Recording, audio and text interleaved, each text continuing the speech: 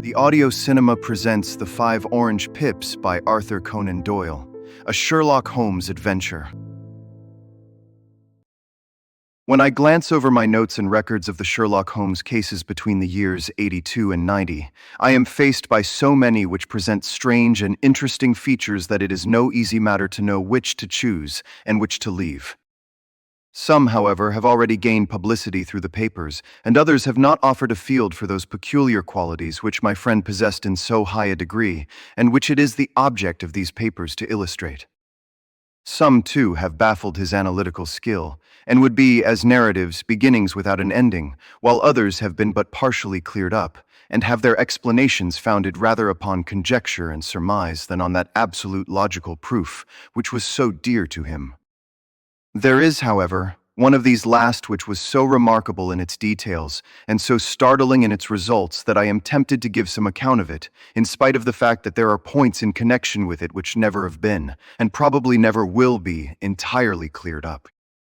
The year 87 furnished us with a long series of cases of greater or less interest, of which I retain the records. Among my headings under this one 12 months, I find an account of the adventure of the Paradol Chamber of the Amateur Mendicant Society, who held a luxurious club in the lower vault of a furniture warehouse, of the facts connected with the loss of the British bark Sophie Anderson, of the singular adventures of the Grice Pattersons in the island of UFA, and finally of the Camberwell poisoning case. In the latter, as may be remembered, Sherlock Holmes was able, by winding up the dead man's watch, to prove that it had been wound up 2 hours before, and that therefore the deceased had gone to bed within that time. A deduction which was of the greatest importance in clearing up the case.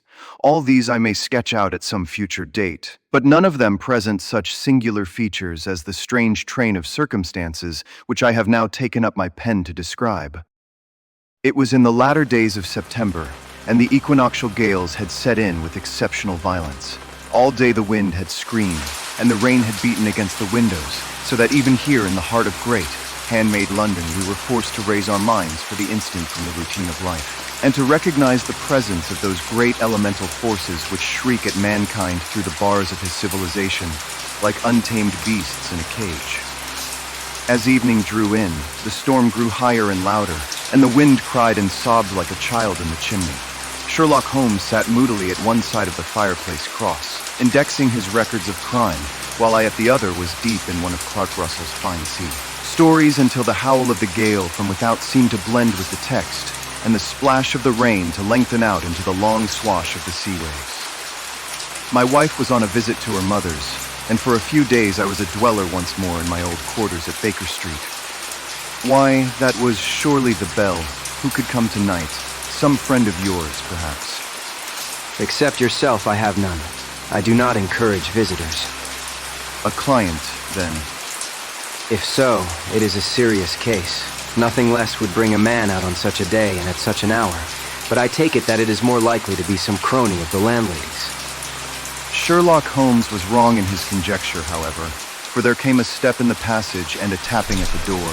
He stretched out his long arm to turn the lamp away from himself and towards the vacant chair upon which a newcomer must sit. Come in.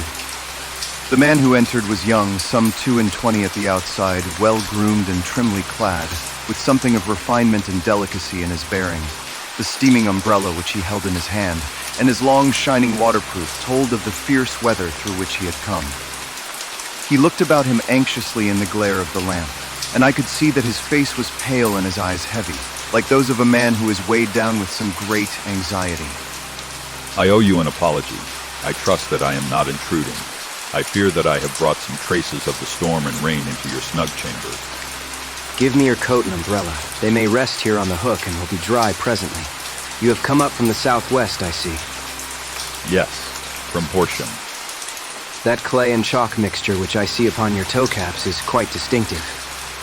I have come for advice.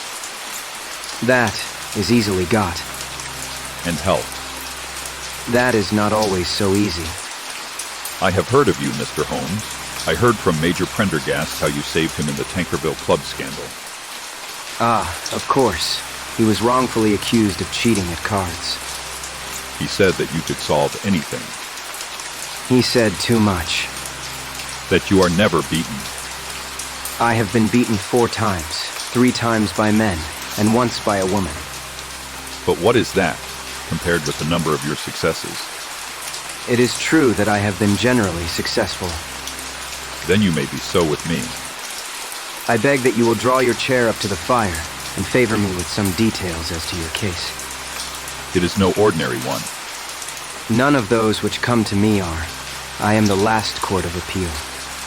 And yet I question, sir, whether in all your experience you have ever listened to a more mysterious and inexplicable chain of events than those which have happened in my own family. You fill me with interest. Pray, give us the essential facts from the commencement, and I can afterwards question you as to those details which seem to me to be most important. The young man pulled his chair up and pushed his wet feet out towards the blaze. My name is John Openshaw, but my own affairs have, as far as I can understand it, little to do with this awful business. It is an hereditary matter, so in order to give you an idea of the facts, I must go back to the commencement of the affair. You must know that my grandfather had 2 sons, my uncle Elias and my father Joseph. My father had a small factory at Coventry, which he enlarged at the time of the invention of bicycling. He was the patentee of the Openshaw unbreakable tire, and his business met with such success that he was able to sell it and to retire upon a handsome competence. My uncle Elias emigrated to America when he was a young man and became a planter in Florida, where he was reported to have done very well. At the time of the war, he fought in Jackson's army, and afterwards under Hood, where he rose to be a colonel. When Lee laid down his arms, my uncle returned to his plantation, where he remained for 3 or 4 years. About 1869 or 1870, he came back to Europe and took a small estate in Sussex near Horsham. He had made a very considerable fortune in the States, and his reason for leaving them was his aversion to the Negroes and his dislike of the Republican policy in extending the franchise to them. He was a singular man, fierce and quick-tempered, very foul-mouthed when he was angry, and of a most retiring disposition. During all the years that he lived at Horsham, I doubt if ever he set foot in the town. He had a garden and 2 or 3 fields round his house, and there he would take his exercise, though very often for weeks on end he would never leave his room. He drank a great deal of brandy and smoked very heavily, but he would see no society and did not want any friends, not even his own brother.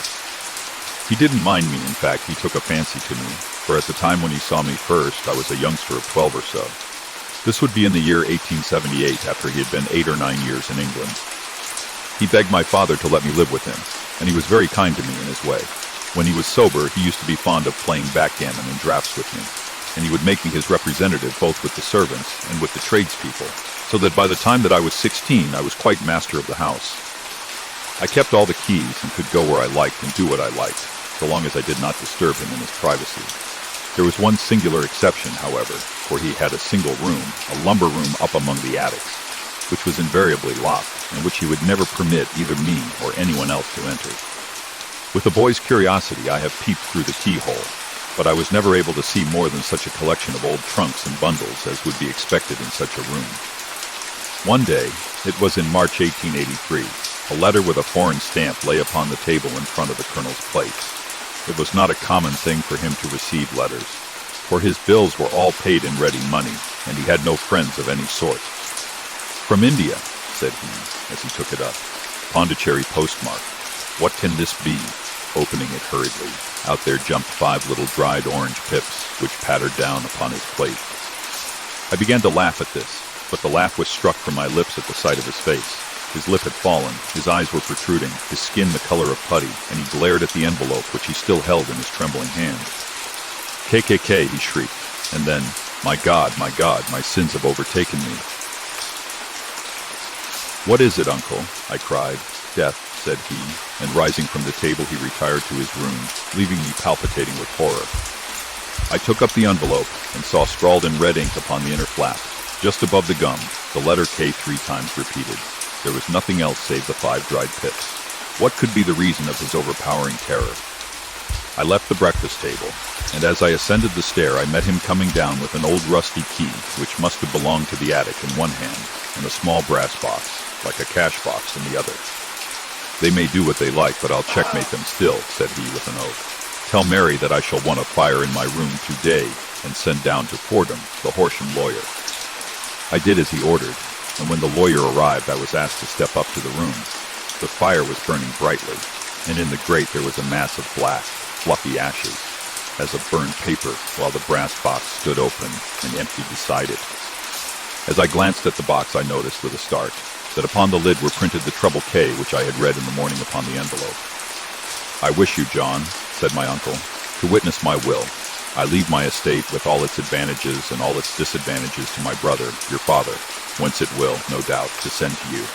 If you can enjoy it in peace, well and good. If you find you cannot, take my advice, my boy, and leave it to your deadliest enemy. I am sorry to give you such a two-edged thing, but I can't say what turn things are going to take. Kindly sign the paper where Mr. Fordham shows you." I signed the paper as directed, and the lawyer took it away with him. The singular incident made, as you may think, the deepest impression upon me, and I pondered over it and turned it every way in my mind without being able to make anything of it. Yet I could not shake off the vague feeling of dread which it left behind, though. The sensation grew less keen as the weeks passed, and nothing happened to disturb the usual routine of our lives. I could see a change in my uncle, however. He drank more than ever, and he was less inclined for any sort of society.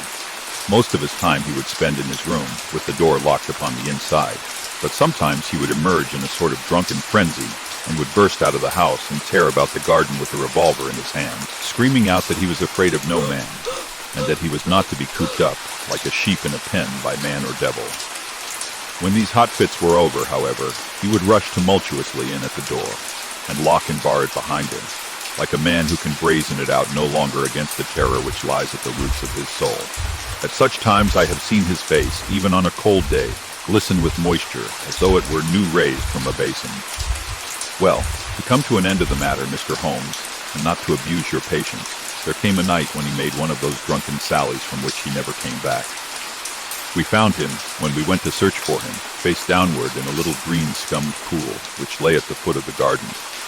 There was no sign of any violence, and the water was but 2 feet deep, so that the jury, having regard to his known eccentricity, brought in a verdict of suicide. But I, who knew how he winced from the very thought of death, had much ado to persuade myself that he had gone out of his way to meet it. The matter passed, however, and my father entered into possession of the estate, and of some £14,000 which lay to his credit at the bank.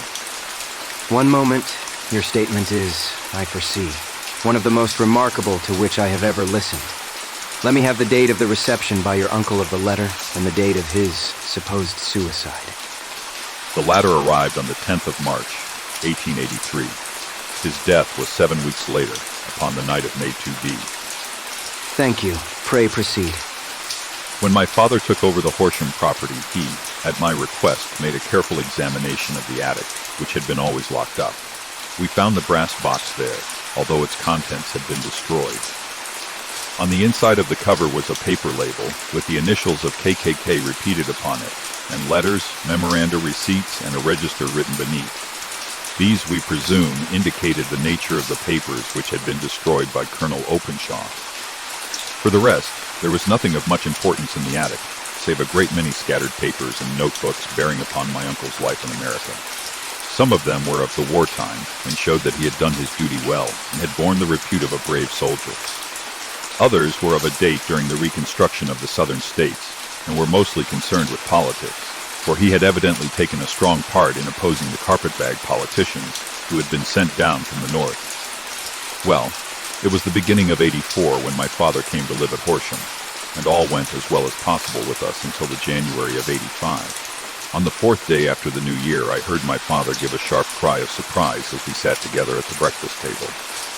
There he was, sitting with a newly opened envelope in one hand and 5 dried orange pips in the outstretched palm of the other one. He had always laughed at what he called my cock, and a bull story about the colonel, but he looked very scared and puzzled now that the same thing had come upon himself. "Why, what on earth does this mean, John?" he stammered. My heart had turned to lead. "It is KKK," said I. He looked inside the envelope. "So it is," he cried. "Here are the very letters. But what is this written above them?" "Put the papers on the sundial," I read, peeping over his shoulder. "What papers? What sundial?" he asked. "The sundial in the garden. There is no other," said I. "But the papers must be those that are destroyed." "Pooh," said he, gripping hard at his courage. "We are in a civilized land here, and we can't have tomfoolery of this kind. Where does the thing come from?" "From Dundee," I answered, glancing at the postmark. Some preposterous practical joke, said he. What have I to do with sundials and papers?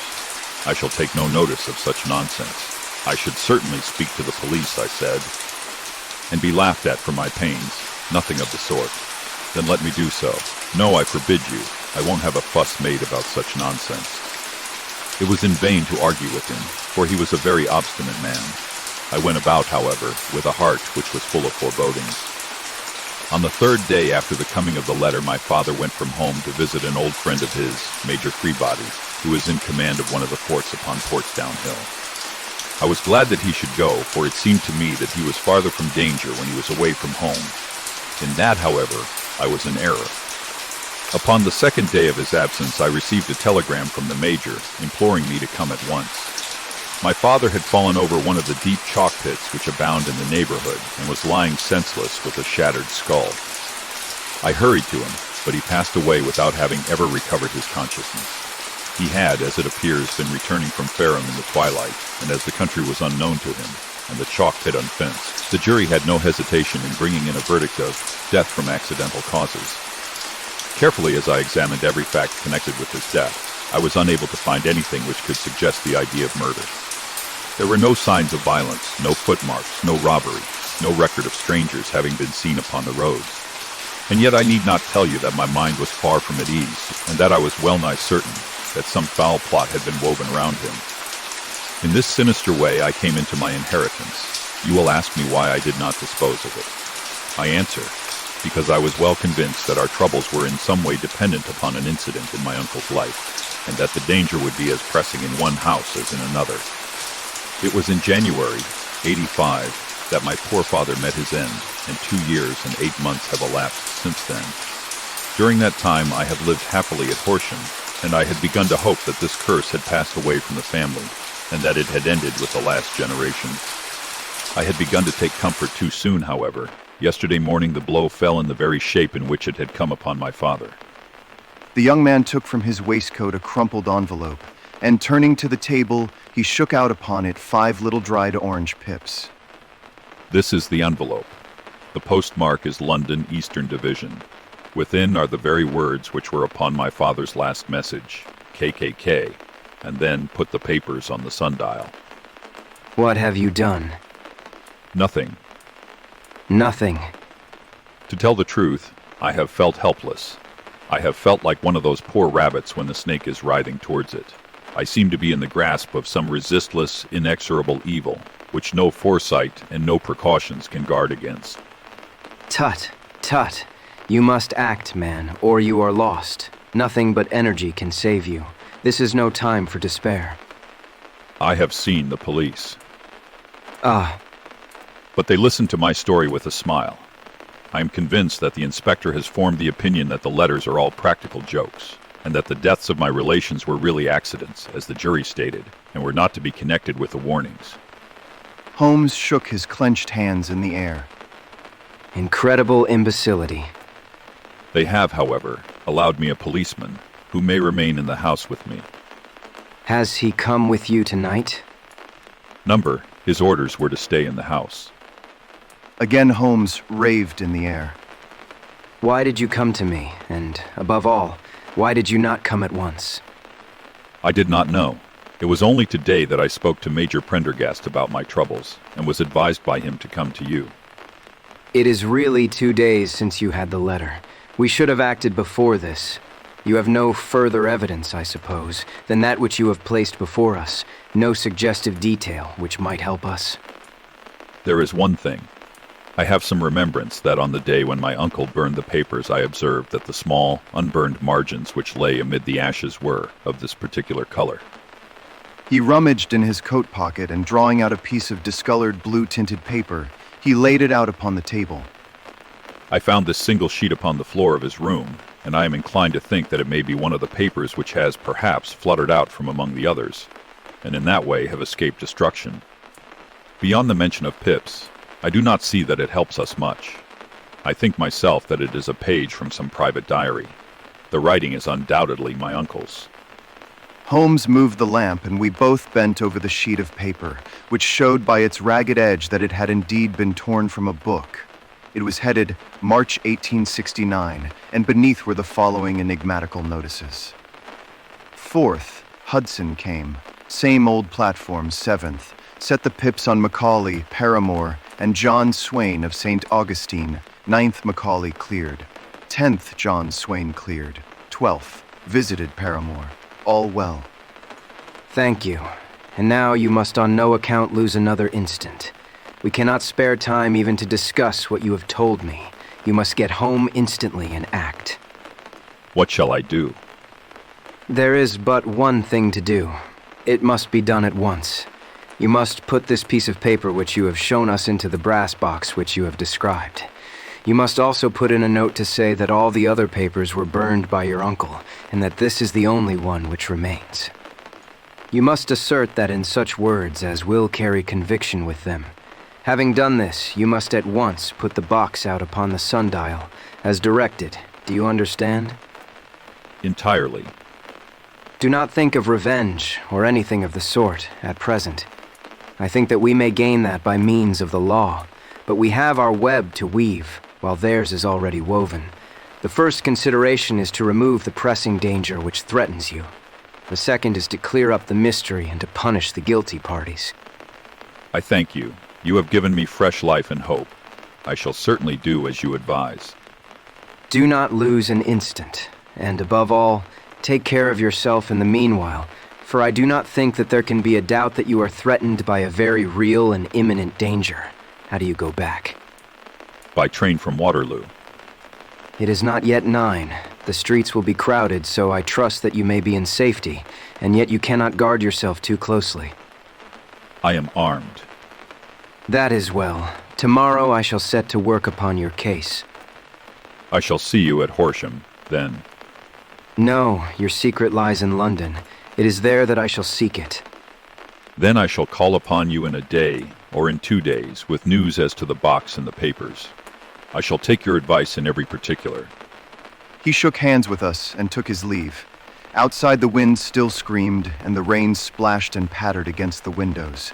This strange, wild story seemed to have come to us from amid the mad elements, blown in upon us like a sheet of seaweed in a gale, and now to have been reabsorbed by them once more.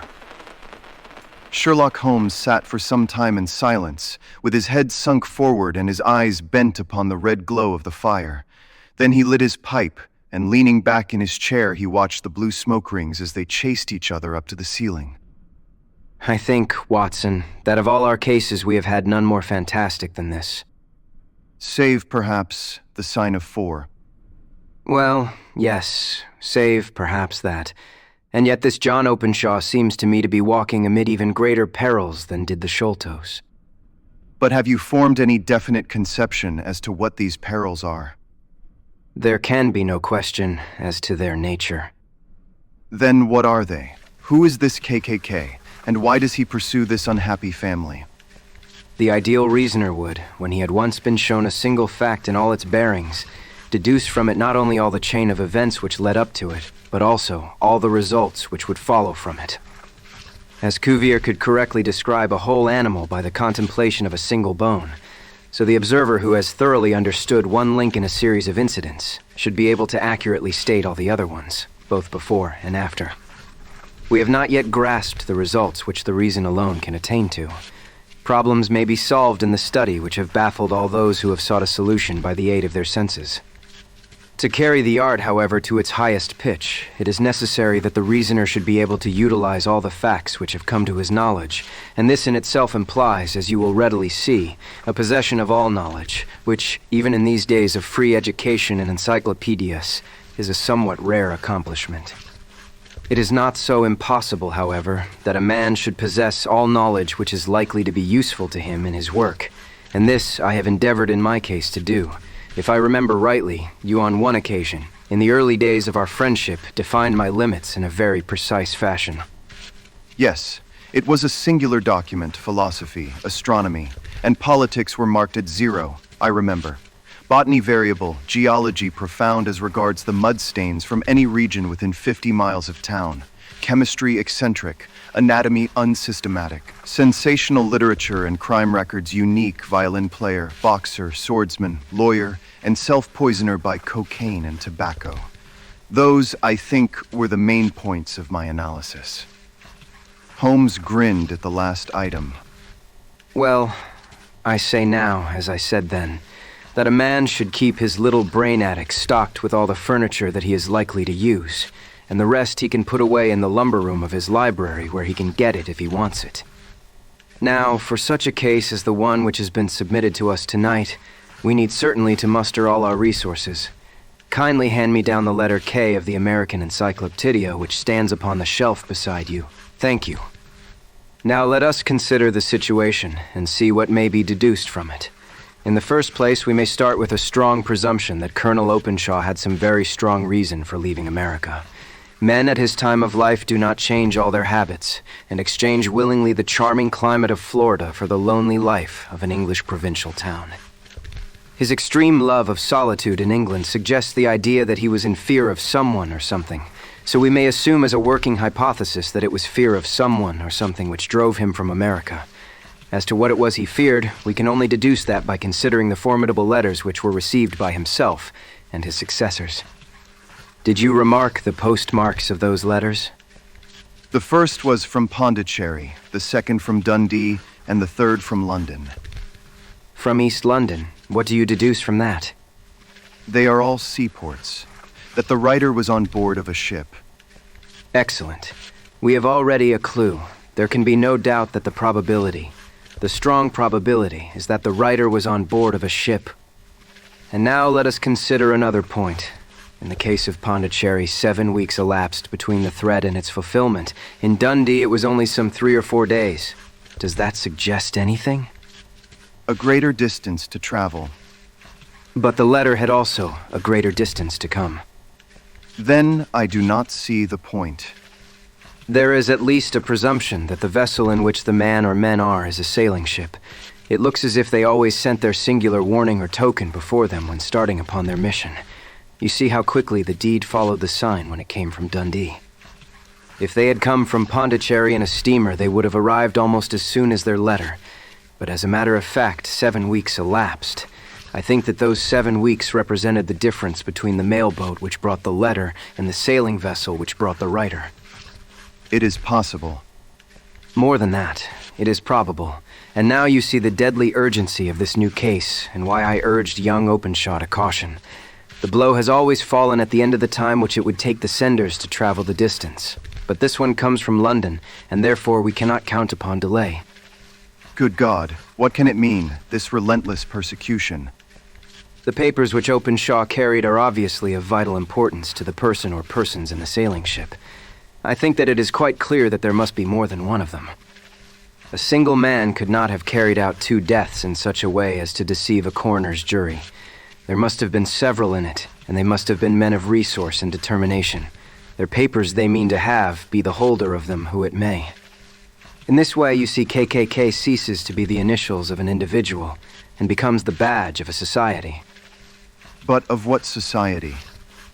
Have you never heard of the Ku Klux Klan? I never have. Holmes turned over the leaves of the book upon his knee. Here it is, Ku Klux Klan, a name derived from the fanciful resemblance to the sound produced by cocking a rifle. This terrible secret society was formed by some ex-Confederate soldiers in the southern states after the Civil War, and it rapidly formed local branches in different parts of the country, notably in Tennessee, Louisiana, the Carolinas, Georgia, and Florida. Its power was used for political purposes, principally for the terrorizing of the Negro voters and the murdering and driving from the country of those who were opposed to its views. Its outrages were usually preceded by a warning sent to the marked man in some fantastic, but generally recognized shape, a sprig of oak leaves in some parts, melon seeds or orange pips in others. On receiving this, the victim might either openly abjure his former ways or might fly from the country. If he braved the matter out, death would unfailingly come upon him, and usually in some strange and unforeseen manner.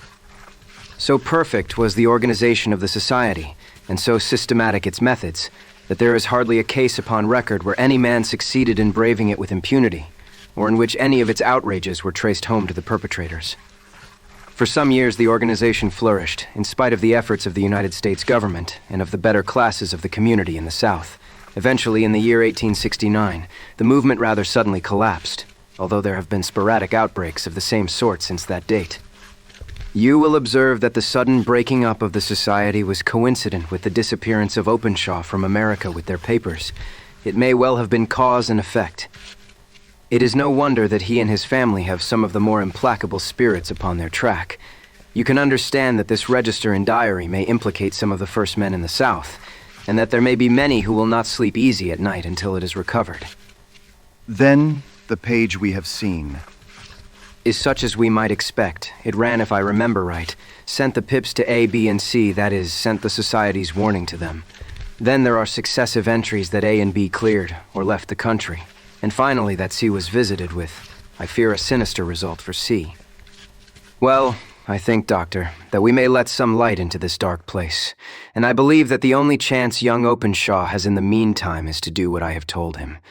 There is nothing more to be said or to be done tonight, so hand me over my violin, and let us try to forget for half an hour the miserable weather and the still more miserable ways of our fellow men. It had cleared in the morning, and the sun was shining with a subdued brightness through the dim veil which hangs over the great city. Sherlock Holmes was already at breakfast when I came down. You will excuse me for not waiting for you. I have, I foresee, a very busy day before me in looking into this case of young Openshaw's. What steps will you take? It will very much depend upon the results of my first inquiries. I may have to go down to Horsham after all. You will not go there first. No, I shall commence with the city. Just ring the bell and the maid will bring up your coffee. As I waited, I lifted the unopened newspaper from the table and glanced my eye over it. It rested upon a heading which sent a chill to my heart. Holmes, you are too late. I feared as much. How was it done? He spoke calmly, but I could see that he was deeply moved. My eye caught the name of Openshaw and the heading Tragedy near Waterloo Bridge. Here is the account. Between 9 and 10 last night, Police Constable Cook of the H Division on duty near Waterloo Bridge heard a cry for help and a splash in the water. The night, however, was extremely dark and stormy, so that, in spite of the help of several passers-by, it was quite impossible to effect a rescue. The alarm, however, was given, and by the aid of the water police, the body was eventually recovered. It proved to be that of a young gentleman whose name, as it appears from an envelope which was found in his pocket, was John Openshaw, and whose residence is near Horsham. It is conjectured that he may have been hurrying down to catch the last train from Waterloo Station, and that in his haste and the extreme darkness he missed his path and walked over the edge of one of the small landing places for river steamboats. The body exhibited no traces of violence, and there can be no doubt that the deceased had been the victim of an unfortunate accident, which should have the effect of calling the attention of the authorities to the condition of the riverside landing stages. We sat in silence for some minutes, Holmes more depressed and shaken than I had ever seen him. That hurts my pride, Watson. It is a petty feeling, no doubt, but it hurts my pride. It becomes a personal matter with me now, and if God sends me health, I shall set my hand upon this gang. That he should come to me for help, and that I should send him away to his death. He sprang from his chair and paced about the room in uncontrollable agitation, with a flush upon his sallow cheeks, and a nervous clasping and unclasping of his long, thin hands. They must be cunning devils. How could they have decoyed him down there? The embankment is not on the direct line to the station. The bridge, no doubt, was too crowded, even on such a night, for their purpose. Well, Watson, we shall see who will win in the long run. I am going out now. To the police. No, I shall be my own police. When I have spun the web, they may take the flies, but not before. All day I was engaged in my professional work, and it was late in the evening before I returned to Baker Street. Sherlock Holmes had not come back yet. It was nearly 10 o'clock before he entered, looking pale and worn. He walked up to the sideboard, and tearing a piece from the loaf, he devoured it voraciously, washing it down with a long draught of water. You are hungry. Starving. It had escaped my memory. I have had nothing since breakfast. Nothing. Not a bite. I had no time to think of it. And how have you succeeded? Well, You have a clue. I have them in the hollow of my hand. Young Openshaw shall not long remain unavenged. Why, Watson, let us put their own devilish trademark upon them. It is well thought of. What do you mean? He took an orange from the cupboard, and tearing it to pieces, he squeezed out the pips upon the table. Of these he took 5 and thrust them into an envelope. On the inside of the flap he wrote, "Shaish for Joe." Then he sealed it and addressed it to Captain James Calhoun, Bark Lone Star, Savannah, Georgia. That will await him when he enters port. It may give him a sleepless night. He will find it as sure a precursor of his fate as Openshaw did before him. And who is this Captain Calhoun? The leader of the gang. I shall have the others, but he first. How did you trace it then? He took a large sheet of paper from his pocket, all covered with dates and names. I have spent the whole day over Lloyd's registers in the files of the old papers following the future career of every vessel which touched at Pondicherry in January and February in '83. There were 36 ships of fair tonnage which were reported there during those months.